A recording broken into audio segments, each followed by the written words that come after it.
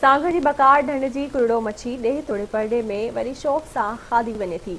मच्छी खे टांडनि ते सेक ॾेई सजी तयार कंदड़ अब्दुल जब्बार मल्हा जी सजी मुल्क जी कुंड कुर्छ में पहुचे थी।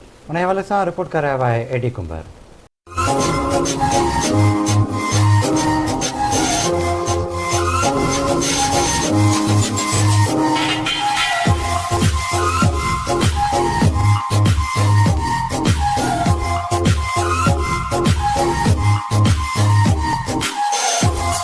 ही आहे सांगड़ जी सजी बकार ढंढ जी कुरड़ो मच्छी ॾेह तोड़े परॾेह में वॾे शौक़ ऐं चाह सां खाधी वञे थी। हुते सांगड़ जे मशहूर मच्छी जे सजी कारीगर अब्दुल जब्बार मल्हा टांडनि ते मच्छी कई कलाकनि जी मुशक़त बैदि सजी करे घरेलू मसालनि सां तैयार करे थो, जेको खाए थो वो बार बार घुराए थो। बकार जी कुरड़ो मच्छी सियारो ईंदे ई मुल्क जे कुंड कुर्छ ताईं पहुचे थी। सांगड़ खां सवाइ पाकिस्तान में किथे ॿेड़ी मच्छी जी सजी न मिलंदी। मुल्क जा वॾा वॾा सियासतदान, ऑफिसर ऐं ताजर आर्डर ते घुराए मज़ो माणनि था।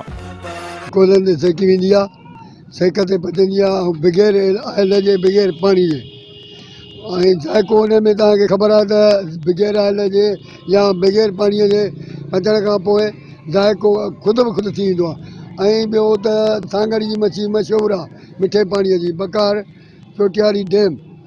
त अल्हम्दुलिल्लाह हिते पंहिंजे सिंध जा त ठहियो, पर पंजाब या पंजाब खां अलावा जेको बैरूनी मुल्क जा माण्हू बि हीअ शइ ॿुधी ऐं ख़बरुनि में ॾिसी या नेट जे ज़रिए ॾिसी ऐं हिते ईंदा आहिनि, मूंसां ख़ासि करे मिलण बि ईंदा आहिनि ऐं मच्छी खाई बि ईंदा आहिनि। अल्हम्दुलिल्लाह जो हीअ सिस्टम जेको आहे पूरी सिंध खां अलावा पूरे पाकिस्तान में कोन्हे को, हीअ जेको कोयले ते सेकियो थो वञे।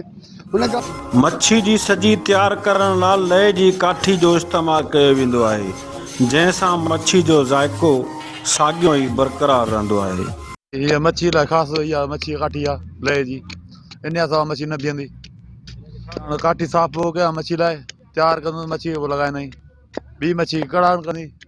हीअ मिठी काठी आहे। मच्छी सजी कंदड़ कारीगर अब्दुल जब्बार वधीक ॿुधायो त रोज़मर्रा जे बुनियादनि ते 150 खां 200 दाणा सजी तैयार कंदो आहियां ऐं उन सां गॾु मच्छी जा कोफ्ता पिणु तैयार कया वेंदा आहिनि, जेके मुल्क जे कुंड कुर्छ ताईं पहुचनि था। अल्हम्दुलिल्लाह 100 खां 150 ताईं दाणा डेली निकिरी वेंदा आहिनि। दाणो वज़न जे हिसाब सां आहे, 2 किलो दाणो रेट जो हिसाब आहे, 2 किलो दाणो आहे 1300 रुपए जो, 2.25 किलो जो 1400 जो, 2.5 किलो जो 1500 जो, 3 किलो जो 2000 जो। बग़ैर तेल ऐं पाणी जे तैयार थींदड़ सजी मच्छी खाइण लाइ परे परे खां शौक़ीन अचनि था। कैमरामैन ख़ाकी होश मोहम्मद सां गॾु एडी कुंबर, आवाज़ TV सांगड़।